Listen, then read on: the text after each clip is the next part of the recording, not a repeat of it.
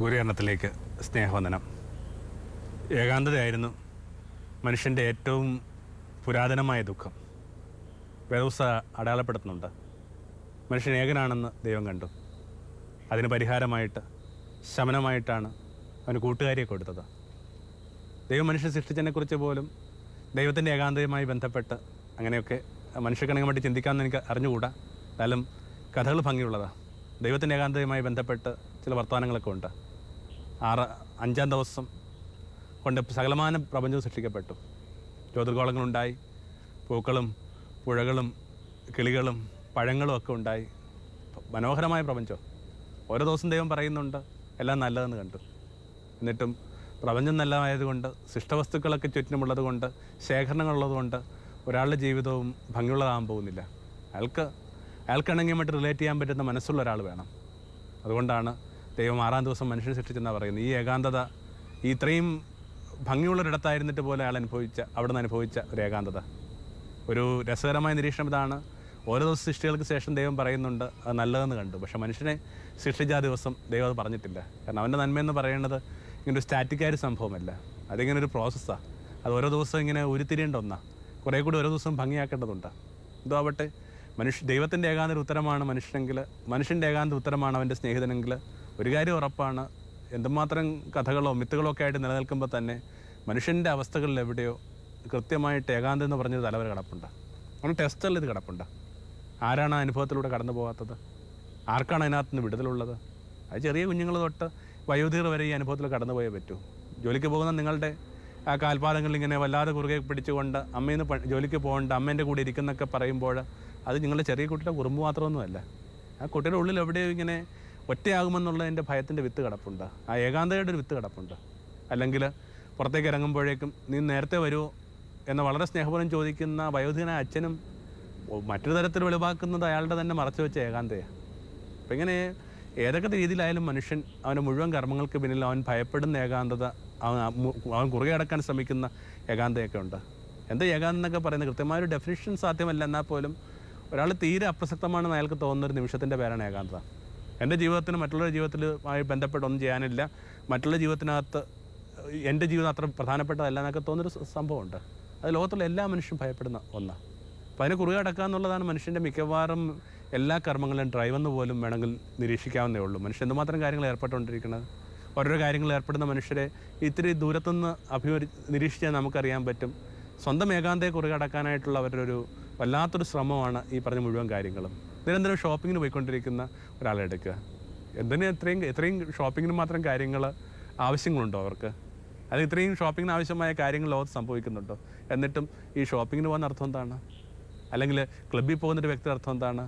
നിരന്തരമായിട്ട് എന്തെങ്കിലും കലാപരിപാടികൾ കാണാൻ പോകുന്നൊരു അർത്ഥം എന്താണ്? എല്ലാവരുടെയും ഉള്ളിൽ ഇങ്ങനെ തങ്ങളുടെ ഏകാന്തയെ കുറുകെ അടക്കാനായിട്ട് അവർ കണ്ടെത്തുന്ന ദുർബലമായ ചില രീതികളൊക്കെ ഉണ്ട്. അനുഭവത്തോടെ കാണേണ്ട ഒന്നാണ്.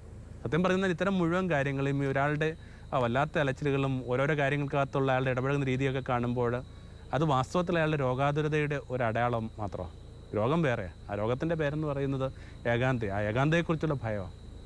എങ്ങനെ ഏകാന്തത രൂപപ്പെടുന്ന പോലും അറിഞ്ഞുകൂടെ. പെട്ടെന്നൊരു ദിവസം സംഭവിക്കുന്ന ഒന്നും വിചാരിക്കാതിരിക്കുന്നതാണ് നല്ലത്. അതിങ്ങനെ ഉള്ളിൽ അതിൻ്റെ സാധ്യത കിടപ്പുണ്ട്. ഭൂചലനങ്ങൾക്ക് ശേഷം കടലിലൊക്കെ ഇങ്ങനെ തുരുത്തുകൾ പ്രത്യക്ഷപ്പെടുന്ന കഥയൊക്കെ നമുക്ക് നന്നായിട്ടറിയാം. ഇപ്പോഴും ഈ ദിനങ്ങളിലൊക്കെ പത്രങ്ങളിൽ നമ്മൾ അങ്ങനെ പ്രത്യക്ഷപ്പെട്ട തുരുത്തുകളുടെയൊക്കെ ചിത്രങ്ങൾ കാണുന്നുണ്ട്. ഈ തുരുത്തുകൾ എവിടെ ഉണ്ടായിരുന്നു? അതിങ്ങനെ ഒരു പെട്ടെന്നൊരു ദിവസം ഇങ്ങനെ പ്രത്യക്ഷപ്പെടുന്നതല്ല. അത് കണക്ക് ചില പ്രത്യേക ഒരു അവസ്ഥയ്ക്ക് ശേഷം, ചില പ്രത്യേക ദുരന്തങ്ങൾക്ക് ശേഷം, ചില പ്രത്യേക ജീവിതത്തിൽ സംഭവിച്ച വളരെ സ്ട്രാറ്റജിക്കായ ചില ചേഞ്ചുകൾക്ക് ശേഷം എന്തോ ചില കാര്യങ്ങൾ ഇങ്ങനെ ഉരുപ്പെടുന്നുണ്ട്. ഒരു തരം തുരുത്ത് രൂപപ്പെടുന്നുണ്ട്. ഏകാന്തയുമായി ബന്ധപ്പെട്ട് ഉപയോഗിക്കാവുന്ന ഏറ്റവും നല്ല മെറ്റഫർ എന്ന് പറയുന്നത് ഇങ്ങനെ ദ്വീപ് എന്ന് പറയുന്ന സംഭവം, തുരുത്ത്. നോമാനിസൻ ഐലൻഡ് എന്നൊക്കെ പറയുമ്പോൾ ഇങ്ങനെ അവൻ ഏകാന്തയ്ക്ക് വേണ്ടിയുള്ള അല്ല എന്നൊക്കെയുള്ള നല്ല പ്രശസ്തമായ പുസ്തകത്തിൻ്റെ ടൈറ്റിലിൻ്റെ പോലും ശീർഷകത്തിൻ്റെ പോലും അർത്ഥം. അപ്പോൾ ഈ തുരുത്തെന്ന് പറയുന്നത് അതിലേക്കുള്ള സംവേദനത്തിൻ്റെ മുഴുവൻ പാലങ്ങൾ താഴ്ന്നിരിക്കുക. സങ്കല്പങ്ങൾ കടത്തുവഞ്ചികൾ നമ്മൾ നോക്കി നിൽക്കുമ്പോൾ ഈ കടലിലങ്ങനെ മുങ്ങിപ്പോവുകയാണ്. റോബിൻസൺ ക്രൂസോ ഒക്കെ ആണല്ലോ കൊടി ഏകാന്തയുടെ വലിയ പ്രതീകങ്ങളായിട്ട് നമ്മൾ സാഹിത്യത്തിലേക്ക് ഉപയോഗിക്കുന്നത്. ഒരാൾ സ്വയം വരിച്ചത് ഏകാന്തത ഉണ്ടാവാം, അയാൾ സ്വയം കണ്ടെത്തിയ തുരുത്തുകളുണ്ടാവാം, അയാൾ എറിയപ്പെട്ട തുരുത്തുകളുണ്ടാവാം. എന്തായാലും ഈ ഒരു ഫാക്റ്റിൽ നിന്ന് മനുഷ്യനായി പിറന്ന ഒരു മനുഷ്യനും മാറി നിൽക്കാനായിട്ട് പറ്റത്തില്ല. ജീവിച്ചിരിക്കുന്നതിൻ്റെ വേണ്ടി അയാൾ കൊടുക്കുന്ന കപ്പമാണ് അയാൾ അനുഭവിക്കുന്ന ഏകാന്തത. എല്ലായിടത്തും ഏകാന്തത വളരെ ചർച്ചയ്ക്ക് വിധേയപ്പെടുന്നുണ്ട്, അല്ലെങ്കിൽ പഠനത്തിന് വിധേയപ്പെടുന്നുണ്ട്. കലയൊക്കെ നിലനിൽക്കുന്ന പോലും സത്യം പറഞ്ഞാൽ ഏകാന്തത എന്ന് പറയുന്നൊരു ഒരു വല്ലാത്തൊരു ദുഃഖത്തെ, വല്ലാത്തൊരു തലവരെയോ ഒക്കെ കേന്ദ്രബിന്ദുവാക്കിക്കൊണ്ടാകും. മിക്കവാറും ചിത്രകലയിലൊക്കെ ഏകാന്തം എന്ത് ഭംഗിയായിട്ടാണ് ചിത്രീകരിക്കപ്പെടുന്നത്. സാഹിത്യത്തിനകത്തൊക്കെ ഏകാന്തം വല്ലാത്തൊരു വിഷയം, വല്ലാത്ത ഭാരപ്പെടുന്ന വിഷയം. ആ പ്രശസ്തമായൊരു കൃതി പോലും ഏകാന്തയുടെ 100 വർഷങ്ങൾ എന്ന പേരിലാണല്ലോ. മനുഷ്യൻ്റെ ചരിത്രം എന്ന് പറയുന്നത് തന്നെ അവൻ്റെ ഏകാന്തയുടെ ചരിത്രമാണ്.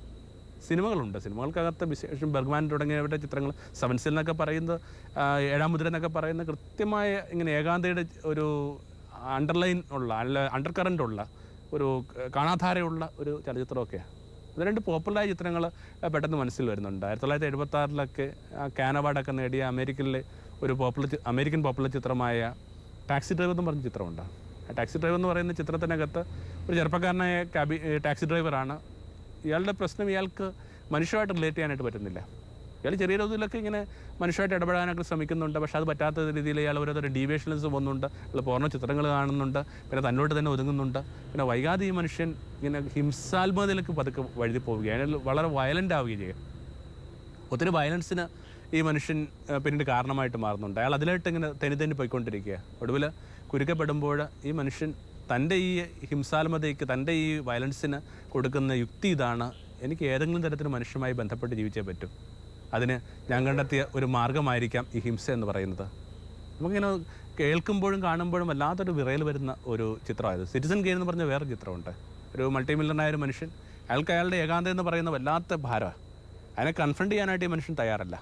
അതിനകത്ത് ഒരു മെഡിറ്റേഷനൊന്നും ഇല്ലാത്ത ഒരു മനുഷ്യനായതുകൊണ്ട് ഈ മനുഷ്യൻ തൻ്റെ ഏകാന്തയെ അഭിമുഖീകരിക്കാൻ വേണ്ടി കണ്ടെത്തിയ മാർഗ്ഗം ഇയാൾക്ക് കിട്ടാവുന്ന മുഴുവൻ സാധനങ്ങൾ ശേഖരിക്കുക എന്നുള്ള. ലോകത്തുള്ള എല്ലാ വിലപിടിപ്പുള്ള സാധനങ്ങളും ഇയാൾ ശേഖരിക്കുന്നുണ്ട്. എന്നിട്ടും വല്ലാത്ത അതൃപ്തിയിൽ, തീരെ പ്രസാദമില്ലാതെ ഇയാൾ കടന്നുപോയി കഴിയുമ്പോൾ ക്യാമറ സൂം ചെയ്ത് വരുന്നത് ഇയാളുടെ ആ വലിയ ശേഖരണങ്ങളിലേക്കാണ്. ലോകത്തുള്ള ഒരു ശേഖരണം കൊണ്ടും മനുഷ്യന് അവൻ്റെ ഏകാന്തയ്ക്ക് ഉത്തരവൊന്നും കണ്ടെത്താൻ പറ്റത്തില്ല. കാരണം അത് ഒരു മാർട്ടിൻ ബൂബർ എന്നൊക്കെ പറഞ്ഞ ചിന്തകന്മാർ ഈ ഏകാന്തയൊക്കെ വലിയ ഫിലോസഫിയിൽ വലിയ വിഷയമാക്കിയിട്ടുണ്ട്. അപ്പോൾ 2 തരത്തിൽ നമുക്ക് മനുഷ്യരോട് ബന്ധപ്പെടാമെന്ന് പറയുന്നത്. ഒന്ന് ഐറ്റ് എന്ന് പറയുന്ന സംഭവം, വസ്തുക്കളോട് മാത്രമല്ല വ്യക്തികളോടും വസ്തുക്കളെ കണക്കൊക്കെ ഗണിക്കുന്ന മനുഷ്യരുണ്ടല്ലോ ഭൂമിയിൽ. ഈ ഐറ്റ് ബന്ധമൊന്നും ആരെയും സഹായിക്കാൻ പോകുന്നില്ല. ഐദാവെന്ന് പറയുന്ന സംഭവമുണ്ട്. അവരെ ആദരിച്ചുകൊണ്ട്, അവരെ സ്നേഹിച്ചുകൊണ്ടും, അവരെ ഗൗരവമായിട്ട് എടുത്തുകൊണ്ടും ഒക്കെ ഉള്ള ബന്ധമുണ്ട്. കല്യാണത്തെക്കുറിച്ച് പോലും ഈ മനുഷ്യൻ പറയുന്ന വാക്കിതാണ്: ടേക്കിംഗ് ദ അതർ സീരിയസ്ലി. അവരെ ഇങ്ങനെ ഗൗരവമായിട്ട് എടുക്കുന്ന പ്രക്രിയയുടെ പേരാണ് കല്യാണം എന്ന പരിണാമം ഈ മനുഷ്യൻ പറയുക. അപ്പം ഇങ്ങനെ അവരെ ഗൗരവമായിട്ട് എടുക്കാനും അവരുമായിട്ട് ബന്ധപ്പെട്ട ചില കാര്യങ്ങൾ നിലപാട് സ്വീകരിക്കാനും പറ്റാത്ത ഒരു മനുഷ്യനും ഈ ഏകാന്തയെ അഭിമുഖീകരിക്കുക എന്ന് പറയുന്നത് അത്ര എളുപ്പമൊന്നുമല്ല. നമുക്ക് ആകപ്പാടുള്ള വലിയൊരു സന്തോഷം യേശു ഏകാന്തയെ കൃത്യമായിട്ട് അനുഭവിച്ചോ അല്ലെങ്കിൽ തിരിച്ചറിഞ്ഞോ ചെയ്തൊരു മനുഷ്യൻ നിലയിലാണ്. നമ്മുടെ എല്ലാ അനുഭവങ്ങളിലും അവിടെ നിന്ന് കടന്നു പോയിട്ടുണ്ട്. വേദോസിൻ്റെ രേഖപ്പെടുന്ന കണക്ക് പാവമൊഴികെ എല്ലാ കാര്യങ്ങളും നമുക്ക് കടന്നു പോയിട്ടുള്ളത് എന്തൊരു സാന്ദ്രമചരമാണ്.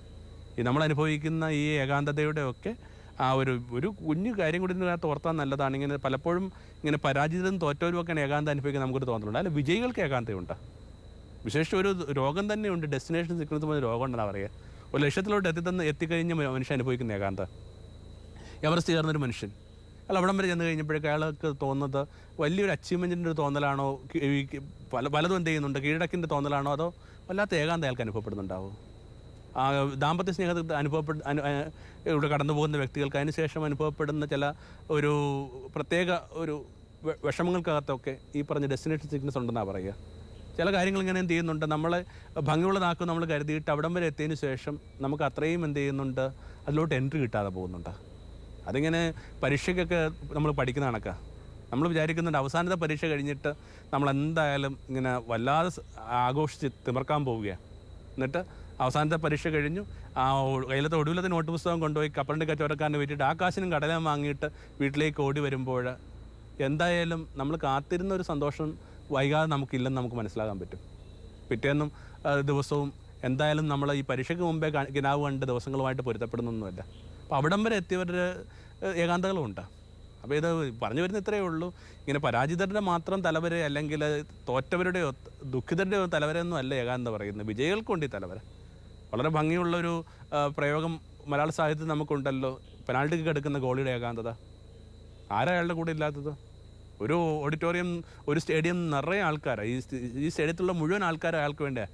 അവരിങ്ങനെ കൊടിയൊക്കെ ഉയർത്തിക്കൊണ്ട് പറയുകയാണ്, ചേട്ടൻ ഈ പന്ത് പിടിച്ചു, ഈ പെനാൾട്ടി പിടിച്ചു, ഞങ്ങളൊക്കെ ചേട്ടൻ്റെ കൂടെ ഉണ്ടെന്ന് പറഞ്ഞിട്ട് അയാൾ അനുഭവിക്കുന്ന ആ ഒറ്റപ്പെടൽ. അപ്പോൾ ഇങ്ങനെ വലിയ ആൾക്കൂട്ടങ്ങളിലും പെരുന്നാൾ സ്ഥലങ്ങളിലും ഈ വിരുന്നുശാലകളിലും ഒക്കെ മനുഷ്യൻ ഇങ്ങനെ ഏകാന്തം അനുഭവിക്കാമെന്ന് പറയുന്നൊരു തലവരുണ്ട്. അതിന് പറഞ്ഞു വരുന്ന അർത്ഥം ഇത്രയേ ഉള്ളൂ, അത് അവൻ്റെ ടെക്സ്ചറുമായിട്ട് ബന്ധപ്പെട്ടത്. യേശുവിലേക്ക് തന്നെ മടങ്ങി വരിക. ഏകാന്തം എന്ന് പറഞ്ഞൊരു വാക്ക് കൃത്യമായിട്ട് പുതിയ നിയമത്തിൽ പ്രത്യക്ഷപ്പെടുന്നില്ല, അത് ശരിയാണ്. പക്ഷേ യേശു അഭിമുഖീകരിക്കാനായിട്ട് ശ്രമിച്ചത് ഈ ഏകാന്തം എന്ന് പറഞ്ഞൊരു കൊടിയ യാഥാർത്ഥ്യത്തെ. അതിങ്ങനെ ഒരു വലിയൊരു ആത്മീയ ദാരിദ്ര്യം കണക്ക് യേശുവിന് അനുഭവപ്പെട്ടൊരു കാര്യമാണ്. അതുകൊണ്ടൊക്കെ തന്നെ എവിടെയൊക്കെ മനുഷ്യൻ, നമുക്ക് ഈ ദാരിദ്ര്യം എന്നൊക്കെ പറയുമ്പോൾ നമ്മുടെ ഒരു പരമ്പരാഗത സങ്കല്പങ്ങൾ തന്നെ മാറ്റേണ്ട സമയം കഴിഞ്ഞു. പലപ്പോഴും നമ്മുടെ ഇടയ്ക്ക് ദാരിദ്ര്യം എന്നൊക്കെ പറയുന്നത് അപ്പത്തിനും ഒരു കപ്പ് ജലത്തിനും വേണ്ടിയുള്ള ദാരിദ്ര്യമാണ്. മർത്തരേസ് എത്ര ഭംഗിയായിട്ട് മനസ്സിലാക്കിയിട്ടുണ്ട്. എന്തുകൊണ്ടാണ് ഇങ്ങനെ യൂറോപ്പിൽ അമ്മ ശ്രദ്ധ കേന്ദ്രീകരിക്കും ചോദിക്കുമ്പോൾ ആ വയോധിക പറഞ്ഞിട്ടുള്ള ഉത്തരവുണ്ടല്ലോ, എല്ലായിടത്തും ദാരിദ്ര്യമുള്ള ഈ കിഴക്ക് അല്ലെങ്കിൽ നമ്മുടെ കണക്കുള്ള രാജ്യങ്ങളുടെ ദാരിദ്ര്യം, മൂന്നാം ലോക രാജ്യങ്ങളുടെ ദാരിദ്ര്യമല്ല യൂറോപ്പിൻ്റെ ദാരിദ്ര്യം എന്ന് പറയുന്നത്. അവിടെ ഇങ്ങനെ മനുഷ്യൻ വല്ലാതെ ഒറ്റയായിക്കൊണ്ടിരിക്കുക, വല്ലാതെ ഏകാഗിയായിക്കൊണ്ടിരിക്കുക, വല്ലാതെ അസൈലങ്ങളിലേക്ക് വലിച്ചെറിയപ്പെട്ടുകൊണ്ടിരിക്കുക, മനുഷ്യൻ വല്ലാതെ ഭ്രാന്ത് പിടിക്കുന്നുണ്ട്. അപ്പോൾ ഇങ്ങനെ എല്ലായിടത്തും ഇങ്ങനെ മനുഷ്യന് ദാരിദ്ര്യമുണ്ട്. അപ്പോൾ മനുഷ്യൻ്റെ ആ ദാരിദ്ര്യം എന്ന് പറഞ്ഞൊരു ഘടകത്തിനകത്ത് കൃത്യമായിട്ട് അവൻ്റെ ഏകാന്തം എന്ന് പറഞ്ഞൊരു സംഭവം കിടപ്പുണ്ട്. അത് അവൻ്റെ സ്പിരിച്വൽ എന്ന് പറയുന്നൊരു പോവർട്ടിയാണ്, ദാരിദ്ര്യമാണ്. അതിനെ യേശു അഭിമുഖീകരിക്കാൻ ശ്രമിക്കുക. എല്ലായിടത്തും ആ പ്രത്യേക ഏകാന്തം അനുഭവിക്കുന്ന മനുഷ്യരിലേക്ക് അവൻ്റെ മിഴികൾ ചെല്ലുന്നുണ്ട്, കരം നീളുന്നുണ്ട്. ദിവസം മുഴുവൻ ഉള്ള ആ സംഭവങ്ങൾക്കകത്തുനിന്ന് പെട്ടെന്ന് നമ്മുടെ ശ്രദ്ധയിലേക്ക് എടുക്കേണ്ട രണ്ട് കാര്യങ്ങളെന്ന് പറയുന്നത് നൈല വിധവയുടെ മകനെ യേശു ജീവനിലേക്ക് കൂട്ടിക്കൊണ്ടിരുന്ന ഭാഗമാണ്. നമുക്കറിയാം, ഒരു വിധവയെന്ന് പറയുന്നത് തന്നെ ഇങ്ങനെ ഏകാന്തയിലേക്ക് വലിച്ചെറിയപ്പെട്ട ഒരു സ്ത്രീയാണ്. ഇന്നോളം ഒരു കൃത്യമായിട്ടൊരു വിധവയെ നമ്മൾ മനസ്സിലാക്കിയിട്ടില്ല. യേശു വളരെയേറെ അനുഭാവവും സ്നേഹവും പുലർത്തിയിരുന്നു ഈ വിധവകളായ സ്ത്രീകളോട്. കാരണം അവൻ്റെ അമ്മ തന്നെ ഒരു വൈധവ്യത്തിലൂടെ കടന്നുപോയ സ്ത്രീയാണ്. അപ്പോൾ ഈ ഒരു ഓൾറെഡി പിന്നുള്ള അത്തരം സ്ത്രീകളിലൊക്കെ ആശ്വാസം എന്ന് പറയുന്ന മക്കളിലാണ് പിന്നെ അവരുടെ ജീവിതത്തിൻ്റെ മുഴുവൻ ആ പ്രതീക്ഷ ഇൻവെസ്റ്റ് ചെയ്യുന്നത്. എന്നിട്ട് അവൻ കൂടി മരിച്ചു കഴിയുമ്പോൾ പിന്നെ എന്തുണ്ട്, ആരുണ്ട് അവർക്ക്?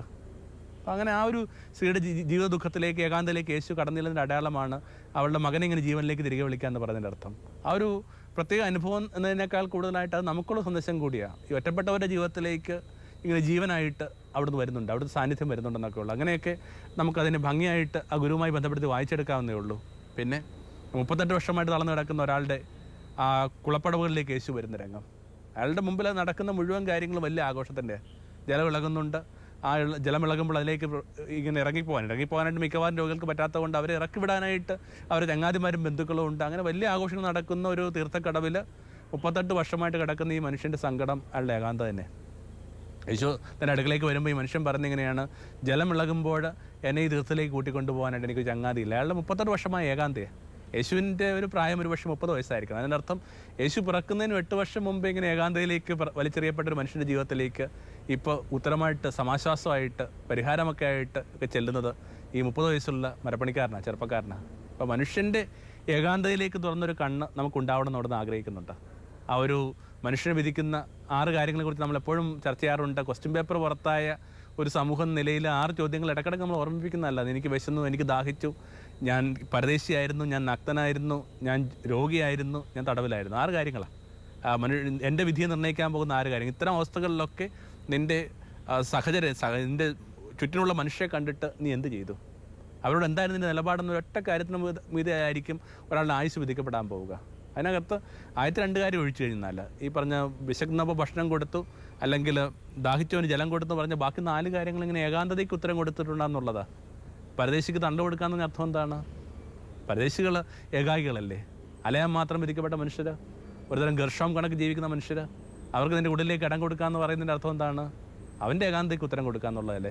നഗ്നൻ ഉടുപ്പിക്കുക എന്ന് പറയുന്നത്. നഗ്നൻ ഉടുപ്പിക്കുക എന്നൊക്കെ പറയുമ്പോൾ എൻ്റെ മനസ്സിൽ എപ്പോഴും വരുന്നത് ഈ അസൈലങ്ങളിലൊക്കെ കാണുന്ന ഒരു കാഴ്ചയാണ്. ചിത്രരോഗ ആശുപത്രി പോയിട്ടുണ്ട് ഒത്തിരി പ്രാവശ്യം. മിക്കവാറും വേദോസിലൊക്കെ അങ്ങനെ പറയുന്നുണ്ട്, ഇങ്ങനെ മാനസികമായ പ്രശ്നങ്ങളുള്ള അല്ലെങ്കിൽ പിശാചുബാധന മട്ടിലൊക്കെ ആയിരുന്നു പഴയ നിയമത്തിൽ ഇത്തരം ചില അനുഭവങ്ങളൊക്കെ രേഖപ്പെടുത്തിക്കൊണ്ടിരുന്നത്. അത്തരം മനുഷ്യരൊക്കെ പ്രത്യേകമായിട്ട് പറയുന്ന അവരിങ്ങനെ നഗ്നരായിക്കാനായിട്ട് ഇഷ്ടപ്പെടുന്നത്, അവർ പിന്നീട് വസ്ത്രമെടുത്ത് ഉടുത്തു എന്നൊക്കെ പറയുന്ന അവർ സുബോധമായി ബന്ധപ്പെട്ട് നമ്മൾ വായിക്കുന്ന ഭാഗങ്ങളാണ്. അപ്പോൾ മിക്കവാറും ഇങ്ങനെ ഈ ചിത്രരോഗ ആശുപത്രിയിലൊക്കെ ഇങ്ങനെ കൂനിപ്പിടിച്ചിരിക്കുന്ന അവനവൻ്റെ നഗ്നതയെക്കുറിച്ച് പോലും യാതൊരു ധാരണയുമില്ല, അല്ലെങ്കിൽ അത്തരം സാമൂഹ്യപരമായ കാര്യങ്ങളുടെ മീതെ മതിപ്പോ താല്പര്യമോ ആഭിമുഖ്യമോ എന്തിന് അത്തരം പറ്റുന്നൊരു പ്രതലവും ഇല്ലാത്ത മനുഷ്യർ, അവരൊക്കെ എന്ത് ചെയ്തു? ഒരു അസൈലത്തിലോട്ടൊക്കെ പോയിട്ട് എത്ര കാലമായി? ചിത്രരോഗ ആശുപത്രി ജീവിക്കുന്നവരൊന്നും നമ്മുടെ സഹോദരന്മാരല്ല, പിന്നെ രോഗികൾ. രോഗം എന്നൊക്കെ പറയുമ്പോൾ ഒരാൾക്ക് ഒരു രോഗം വരും വളരെ കൃത്യമായിട്ട് നമ്മൾ നിരീക്ഷിക്കുന്നൊരു കാര്യം. രോഗം പെട്ടെന്ന് വരുമ്പോൾ നമ്മൾ വളരെ അലേർട്ടാണ്. എന്നാൽ ആ രോഗത്തിൻ്റെ ആ ദൈർഘ്യം വർദ്ധിക്കുമ്പോൾ, വർഷങ്ങൾ സംവത്സരങ്ങൾ ആ രോഗത്തിലായാലും പിന്തുടർന്ന് പോകുമ്പോൾ അത് നമ്മുടെ കുശല വർത്തമാനത്തിൻ്റെ പോലും ഭാഗമാകുന്നില്ല. രോഗാവസ്ഥയിലൂടെയൊക്കെ ഇങ്ങനെ കടന്നു പോകുന്ന മനുഷ്യർ അനുഭവിക്കുന്ന ഏകാന്തത ഉണ്ട്, കൊടിയ ഏകാന്തത. കഴിഞ്ഞ ഓണദിനത്തിന് എനിക്കൊരു വലിയ സന്തോഷം കിട്ടി. ചേർത്തല സൈഡ് വശത്തുള്ള വളവനാട് സൈഡിലുള്ള കുറച്ച് ചെറുപ്പക്കാർ ഒരു നല്ലൊരു കാര്യത്തിന് വേണ്ടി വിളിച്ചു. അവർ പറഞ്ഞു, ഞങ്ങൾ ഈ ദിവസം ഞങ്ങൾ ഓണം ഉണ്ണാനായിട്ട് പോകുന്നത് ഇന്നൊരിടത്താണ്. അതിങ്ങനെ കുഷ്ഠരോഗികൾക്ക് വേണ്ടിയുള്ളൊരു സാനറ്റോറിയമാണ്. അവിടെ ചെല്ലുമ്പോൾ ഇങ്ങനെ ജീവിതത്തിൽ നിന്ന് ഇങ്ങനെ പണ്ടേ ഇങ്ങനെ ഇറങ്ങിപ്പോയ മനുഷ്യർ, ജീവിതത്തിന് അവർക്കിടയിൽ ഇപ്പോൾ പൊതുവായിട്ടൊന്നുമില്ല. അത്തരം മനുഷ്യർ എന്തൊരു സ്നേഹത്തോടു കൂടിയാണ്, താല്പര്യത്തോടെ നിങ്ങൾക്ക് വേണ്ടി കാത്തിരിക്കണം. നമ്മൾ വരില്ലെന്ന് അറിഞ്ഞെങ്കിൽ പോലും തിരികെ വരുമ്പോൾ അവർ കൃത്യമായിട്ട് പറയുന്നുണ്ട്, ഇടയ്ക്കൊക്കെ വരണേ. ഇങ്ങനെ രോഗികളുണ്ട്. ഇതൊക്കെ ഏകാന്തയല്ലേ? രോഗം വല്ലാത്തൊരു ഇതാണ്. രോഗം എന്ന് പറയുന്നത് സത്യം പറഞ്ഞാൽ നിങ്ങളെ പുണ്യവാനാക്കുന്നൊരു നമസ്കാര ഒരു ശൈയുടെ പേരാണ്, നമസ്കാരപ്പായുടെ പേരാണ് രോഗം. മിക്കവാറും എല്ലാ പുണ്യവന്മാരും രൂപപ്പെടുന്നത് ഈ പറഞ്ഞ രോഗക്കിടക്കാണ്. കാരണം ഏകാന്തം എന്ന് പറയുന്നൊരു സംഭവം അവനവനെ തന്നെ അഭിമുഖീകരിക്കേണ്ടതാകുമ്പോൾ പലതിനും മീതിയിലുള്ള അവരുടെ ഒരു പുനർവിചിന്തനമുണ്ട്. ഇഗ്നേഷ്യസ് ലേകൾ രൂപപ്പെടുത്തിയത് രോഗക്കിടക്കുക, അസുല ഫ്രാൻസിൻ്റെ രൂപപ്പെടുത്തിയ രോഗക്കിടക്കുക. പിന്നെ യേശു പറയുന്നുണ്ട്, ഞാൻ തടവിലായിരുന്നു, നിങ്ങൾ എന്നെ വന്ന് കണ്ടോ. ഇതൊക്കെ ഇങ്ങനെ കൃത്യമായ ഏകാന്തയിലേക്ക്, തടവിലായിരിക്കാന്ന് പറയുന്നത് തന്നെ ഈ പറയുന്ന ഏകാഗിയാകാനായിട്ടുള്ള തലവരുടെ ഭാഗമാണ്. വീട്ടുകടങ്ങൾ എന്നൊക്കെ പറഞ്ഞ് പണ്ടൊരു രീതി ഉണ്ടായിരുന്നു നമ്മുടെ നാട്ടിൽ. കൃത്യമായിട്ട് തടവറ പോകേണ്ട കാര്യമൊന്നുമില്ല, ഒരാളെ വീട്ടിൽ തന്നെ കഴിഞ്ഞാൽ മതി. ഇപ്പോൾ ഭക്ഷണം കിട്ടും, എല്ലാ കാര്യങ്ങളും കിട്ടും, ഒരു കുഴപ്പമില്ല. പക്ഷേ ആകപ്പാടൊരു പ്രശ്നം ഇത്രയേ ഉള്ളൂ, അല്ലെങ്കിൽ പുറം ലോകമായിട്ട് യാതൊരു കമ്മ്യൂണിക്കേഷനും പാടില്ല. അപ്പോൾ വീടിനകത്ത് തന്നെ ഇങ്ങനെ തടവിൽപ്പെട്ടു പോയ മനുഷ്യർ. അപ്പോൾ യേശു പറഞ്ഞ ആ 6 കാര്യങ്ങൾ, മനുഷ്യൻ്റെ വിധിയെ നിർണ്ണയിക്കുന്ന 6 കാര്യങ്ങൾക്കകത്ത് 4 കാര്യങ്ങളും ഈ ഒരു കാര്യവുമായി ബന്ധപ്പെട്ടാണ്. മനുഷ്യൻ്റെ ഏകാന്തതയുമായിട്ട് ബന്ധപ്പെട്ട് നിങ്ങൾ എന്ത് നിലപാട് സ്വീകരിച്ചു? മനുഷ്യൻ്റെ ഏകാന്തത നിങ്ങൾ കണ്ടിട്ടുണ്ടോ? ഒരു എഴുത്തുകാരൻ രേഖപ്പെടുന്ന കണക്ക് അയാൾക്കൊരു ഒഴിവുകാല വസ്തിയുണ്ട്. വർഷത്തിൽ 1-2 മാസം അയാൾ അവിടെ പോയി താമസിക്കും. അപ്പോൾ അതിങ്ങനെ ഒരു മലമുകളിലായിട്ട് താഴ്വാരങ്ങളിൽ ഒരു ഒറ്റമുറി വീടിനകത്തൊരു വൃദ്ധയുണ്ട്. ആ 2 മാസം പ്രാർത്ഥനയ്ക്ക് ശേഷം സന്ധ്യയിൽ നടക്കാനായിട്ട് പോകുമ്പോഴേക്കും ഇയാൾ ആ വയോധികരുടെ അടുക്കൽ ചെന്നിട്ട്, അതിന് മുമ്പോ അയാൾ അവർ കണ്ടിട്ടില്ല, സന്ദർശിച്ചിട്ടില്ല. പക്ഷെ ഇന്ന് പോകുമ്പോൾ ഒരു നല്ല വാക്ക് പറഞ്ഞിട്ട് പോകാമെന്ന മട്ടിൽ ചെന്ന് പറയുമ്പോഴേക്കും ഈ സ്ത്രീ ചോദിക്കുകയാണ്, നിങ്ങളിന്ന് പോകണോ? നിങ്ങൾക്ക് പോകണോ? അയാൾ പറയുന്നു, എനിക്ക് പോയേ പറ്റൂ. അയാൾക്ക് മനസ്സിലാവുന്നില്ല എന്താണ് ഈ തന്നിലോട്ട് ഈ സ്ത്രീയെ ചേർത്ത് പിടി, ഈ വയോധികയായ സ്ത്രീയെ ചേർത്ത് നിർത്തുന്ന കടവെന്നുള്ളത്. അപ്പോൾ ആ സ്ത്രീ ഇങ്ങനെ നിറമൊഴികളോട് ഇയാളോട് പറയുകയാണ്, രാത്രി നിങ്ങളുടെ ആ ഗൃഹത്തിൽ ഒരു വിളക്ക് തെളിയുമ്പോൾ എനിക്ക് എന്തൊരു ആശ്വാസമാണ്. ആരോ ഒരാൾ ഈ താഴ്വരയിൽ എന്നോടൊപ്പം ഉണ്ടെന്നൊരു തോന്നൽ. അപ്പോഴാണ് താൻ നിത്യവും കുറുകെ പോയിക്കൊണ്ടിരിക്കുന്ന, അല്ലെങ്കിൽ നിത്യവും കടന്നു പോയിക്കൊണ്ടിരിക്കുന്ന ആ വഴിത്താരയുടെ ഒരു വശത്തായിട്ടുള്ള ആ ചെറിയ വീടിനകത്ത് പാർക്കുന്ന ആ വയോധികയുടെ ഏകാന്തതയെക്കുറിച്ച് അയാൾക്ക് ധാരണ ഉണ്ടാകുന്നത്. അയാൾ പിന്നീട് അയാളുടെ ഒരു സേവകനോട് പറയുന്നുണ്ട്, ഞാൻ പോയിക്കഴിഞ്ഞാലും നീ എല്ലാ ദിവസവും രാത്രി ഈ വീടിനകത്തൊരു വിളക്ക് തിളയ്ക്കണം, കാരണം ആ വിളക്ക് ആരെയോ ജീവിക്കാനായിട്ട് പ്രേരിപ്പിക്കുന്നുണ്ട്. അപ്പം ഇങ്ങനെ മനുഷ്യരുടെ ഏകാന്തതയ്ക്കകത്ത് എന്തുത്തരം കൊടുക്കുന്നുണ്ട്? നമുക്കിങ്ങനെ വലിയ നാട്ടുവിശേഷങ്ങളൊന്നും പറഞ്ഞിട്ടൊന്നും കാര്യമൊന്നുമില്ല. കുഞ്ഞുങ്ങളുടെ ഏകാന്തതയ്ക്ക് നിങ്ങൾ ഉത്തരം കൊടുക്കുന്നുണ്ടോ? എത്ര കാലമായി നിങ്ങളുടെ വീട്ടുകാരിയെ കേട്ടിട്ട്? പലപ്പോഴും നമ്മളിങ്ങനെ സ്ത്രീകളുടെ ഏകാന്തതയൊന്നും പലപ്പോഴും തിരിച്ചറിയുന്നില്ല. അവരിങ്ങനെ നിരന്തരം പണിതുകൊണ്ടിരിക്കുക. അതുകൊണ്ട് അവർക്ക് എന്ത് ചെയ്യുന്നുണ്ട്? ചില കാര്യങ്ങൾ പറയാനുണ്ട്, ചില കാര്യങ്ങൾ ചർച്ച ചെയ്യാനുണ്ട്, ചില കാര്യങ്ങളുടെ മീതെ ആദ്യം ഉണ്ടെന്നുള്ള കാര്യങ്ങൾ പലപ്പോഴും നമ്മുടെ മനസ്സിലേക്ക് ഇങ്ങനെ ഫ്ലാഷായിട്ട് പോലും വരുന്നില്ല. സ്ത്രീയുടെ ഒരു വലിയൊരു ആവശ്യം, അവളുടെ ഏകാന്തത മറികടക്കാനുള്ള ഒരു പ്രധാനപ്പെട്ട ഒരു പാലം എന്ന് പറയുന്നത്, അവൾക്ക് സംസാരിക്കാമെന്ന് പറയുന്നൊരു കാര്യം അവളുടെ ഏകാന്തത മറികടക്കാനായിട്ട് അവൾ കണ്ടെത്തിയിട്ടുള്ള, അല്ലെങ്കിൽ പ്രകൃതി അവൾക്ക് കൊടുത്തിട്ടുള്ള വലിയൊരു കാര്യമാണ്. ഇങ്ങനെ സംസാരിച്ചിട്ട് വേണമെങ്കിൽ അവളുടെ ഏകാന്തത്തെ കുറി അടക്കാൻ പറ്റും. പക്ഷേ എത്ര കാലമായി അവളുടെ സംസാരം നമ്മൾ കേട്ടിട്ട്? ഓരോ കാര്യങ്ങൾ അവൾ പറഞ്ഞു തുടങ്ങുമ്പോൾ തന്നെ നമ്മൾ അവൾ വിലക്കിക്കൊണ്ട് പറയുന്നു, നീ ഇത്രയും നീട്ടിയും പരത്തിയൊന്നും പറയേണ്ട കാര്യമില്ല, നീ പറയാതെ എനിക്ക് കാര്യം പിടുത്തം കിട്ടി. അങ്ങനെ കാര്യങ്ങൾ പറയാതെ മനസ്സിലാക്കുന്ന ദീർഘദർശികളായുള്ള പുരുഷന്മാരുടെ ഈ നാടിനകത്ത് ആ സ്ത്രീയുടെ ആ ഏകാന്തതയെ അഭിമുഖീകരിക്കാനുള്ള അവളുടെ ഏറ്റവും ചെറിയ ശ്രമം പോലും പാഴായി പോകുന്നു. എത്ര കാലമായി അവളെ കേട്ടിട്ട്, വിശേഷം വീട്ടിലെ സ്ത്രീകളെയൊക്കെ കേട്ടിട്ട്, ആൺകുട്ടികൾ അമ്മമാരെ കേട്ടിട്ട്. യേശു നല്ലൊരു പുരുഷനായിരുന്നു. അതുകൊണ്ടാണ് നമ്മൾ വായിച്ച് കേൾക്കുന്ന ബൈബിളിലെ ഏറ്റവും ദീർഘമായൊരു സ്വകാര്യ സംഭാഷണം എന്ന് പറയുന്നത് യേശുവിനും ഒരു സ്ത്രീക്കും ഇടയിലുണ്ടായ ഒരു മധ്യാഹ്ന സംഭാഷണം. ആ സമരയിലെ കണക്റ്റിംഗ് കടവിൽ വെച്ചാൽ. മിഡിൽ ഈസ്റ്റിലെ ആ ഒരു ജോഗ്രഫിയൊക്കെ നിങ്ങൾക്ക് ധാരണ ഉണ്ടെങ്കിൽ നിങ്ങൾക്ക് അറിയാൻ പറ്റും. ശിഷ്യന്മാർ പോയിട്ട് അന്യഗ്രാമത്തിൽ പോയിട്ട് ഭക്ഷണം വാങ്ങി വരുന്നതിൻ്റെ ഇടവേളയിൽ അതിങ്ങനെ മണിക്കൂറോളം സമയം എടുക്കും. ആ ഒരു യാത്രയ്ക്കും വരവിനും ഒക്കെ ആയിട്ട് ആ മണിക്കൂറിലൊക്കെ അവൻ ആ സ്ത്രീയെ കേട്ടുകൊണ്ടിരിക്കുകയായിരുന്നു. എത്ര കാലമായി അവളെ കേട്ടിട്ട്? എത്ര കാലമായി വയോധികരായ മാതാപിതാക്കന്മാരോട് ഓഫീസിലെ കാര്യം പറഞ്ഞിട്ട്, ചെയ്തുകൊണ്ടിരിക്കുന്ന ആ തൊഴിലിലെ ചില സമ്മർദ്ദങ്ങൾ പറഞ്ഞിട്ട്.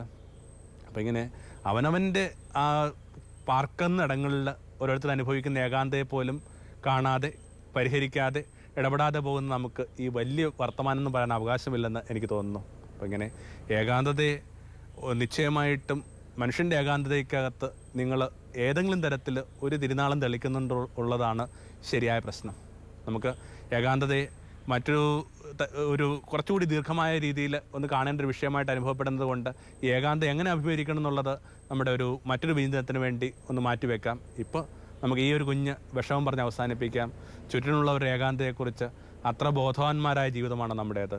അങ്ങനെയെങ്കിൽ അവരിലേക്ക് എന്ത് പാലം നമ്മൾ പണിയുന്നുണ്ട്, എങ്ങനെയാണ് എന്ത് നടപ്പാതെ നമ്മൾ തീർക്കുന്നുണ്ട്, എന്ത് കടത്തുവഞ്ചി ആ തുരുത്തിലേക്ക് നമ്മൾ തുഴയുന്നുണ്ട്. ഒരു കത്തീഡ്രൽ ദേവാലയത്തിൽ ആ ദേശത്തെ മുഴുവൻ അനുഗ്രഹിച്ചുകൊണ്ട് നിൽക്കുന്ന യേശുവിൻ്റെ ഒരു ശില്പം ഉണ്ടായിരുന്നു. യുദ്ധകാലമായിരുന്നു. യുദ്ധത്തിൽ ഈ പള്ളി തകർക്കപ്പെട്ടു. കൂട്ടത്തിൽ യേശുവിൻ്റെ ശില്പവും തകർക്കപ്പെട്ടു. ശില്പത്തിന് കാര്യമായ പ്രശ്നമൊന്നും ഉണ്ടായില്ല. 2 കൈയാണ് തകർന്നു പോയത്. പക്ഷേ ആ കൈ നഗരത്തെ ആശ്രയിച്ചുകൊണ്ടിരുന്ന കൈയായിരുന്നു. യുദ്ധത്തിന് ശേഷം ഈ പള്ളി ഇങ്ങനെ പുതുക്കി പണിയുമ്പോൾ, റിനോവേറ്റ് ചെയ്യുമ്പോൾ ആ ദേവാലയത്തിൽ ആ വയോധികനായ വൈദികൻ പറഞ്ഞു, ഈ ശില്പത്തിൻ്റെ കൈ നിങ്ങൾ പുതുക്കണ്ട, ഈ കൈയില്ലാത്ത യേശു മതി ഈ നഗരത്തിന് മീതെയായിട്ട്. യുദ്ധത്തിൻ്റെ ഭയപ്പെടുത്തുന്ന ഒരു ഓർമ്മ കണക്ക് ആ കൈയില്ലാത്ത യേശു അതുപോലെ നഗരത്തിന് മുകളിൽ ഉണ്ടായിക്കൊള്ളട്ടെ. എന്നിട്ടും വർഷങ്ങൾക്ക് ശേഷം ആരും അതിന് താഴെയായിട്ട് ഒരു വരി ഇങ്ങനെ എഴുതി വെച്ചിട്ടുണ്ട്, എനിക്ക് നിങ്ങളുടേതല്ലാതെ വേറെ കാര്യങ്ങളില്ല. യേശു നിശ്ചയമായിട്ടും ഈ രാത്രിയിൽ നിങ്ങളോടും പറയുന്നുണ്ട്. യേശുവിന് കുറേ കൂടി സജീവമാവണമെന്നുണ്ട്. യേശുവിന് കുറേ കൂടി ഇടപെടണമെന്നുണ്ട്. യേശുവിന് കുറേ കൂടി മനുഷ്യരുടെ ജാലങ്ങൾ തുറക്കണമെന്നുണ്ട്. യേശുവിന് കുറച്ച് മനുഷ്യർ ചേർത്ത് പിടിക്കണമെന്നുണ്ട്. പക്ഷേ അവന് നിങ്ങളുടേതല്ലാതെ വേറെ കാര്യങ്ങളൊന്നുമില്ലല്ലോ. ജീവിതം പ്രഭാമയം സന്നിധാനം ദീപം ദീപം ദീപം